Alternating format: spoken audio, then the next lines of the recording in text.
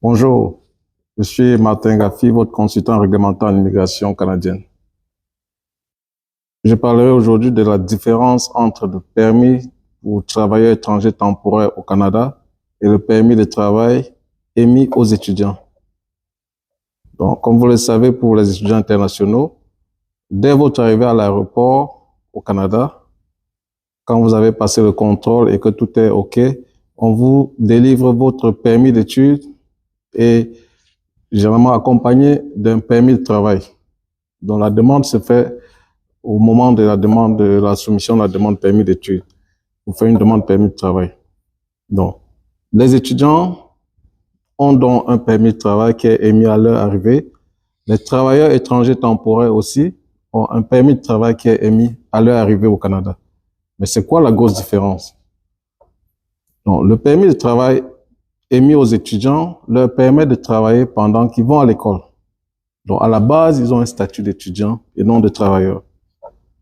Ça fait que le travail qu'ils vont faire en tant qu'étudiants ne leur permet pas d'accumuler une expérience qui peut leur être utile pour changer de statut plus tard.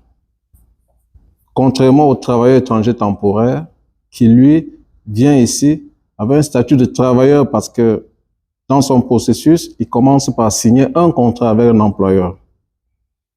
Et il suit la procédure, et quand il arrive à l'aéroport, on lui émet un permis de travail qui lui permet de travailler. Donc, le travailleur étranger temporaire, il vient au Canada pour travailler.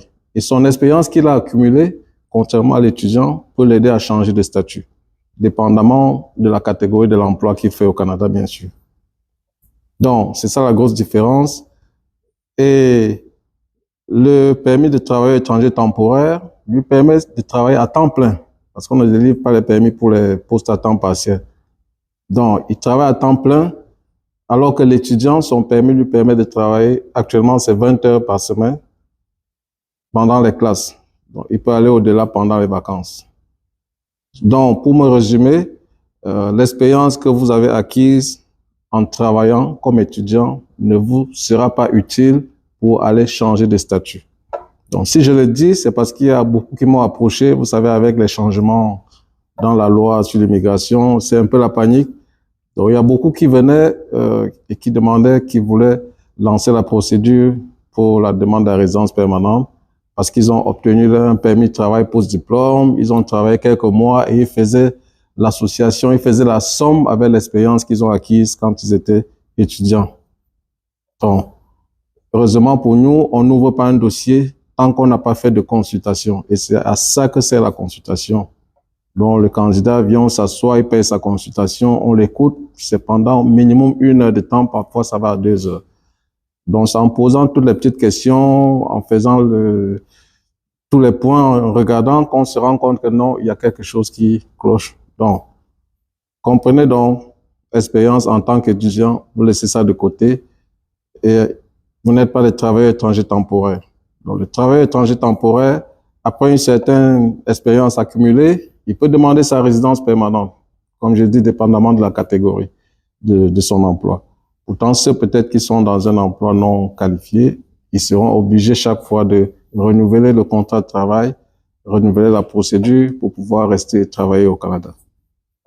Donc, en tout cas, je ne serai pas très long parce qu'il y a des petits détails, mais c'est mieux, je vous conseille toujours, si vous voulez entreprendre une démarche en immigration, payez une consultation. Vous pensez que c'est perdre de l'argent, mais c'est un gros acquis. Ça vous fait gagner du temps et ne pas perdre de l'argent. Donc, nous sommes là, Mathmigration. Vous pouvez nous écrire à info@mathmigration.ca ou visiter notre page Facebook ou aussi aller sur notre site internet www.mathmigration.ca. Voilà qui est dit et je vous souhaite une très bonne journée. Merci.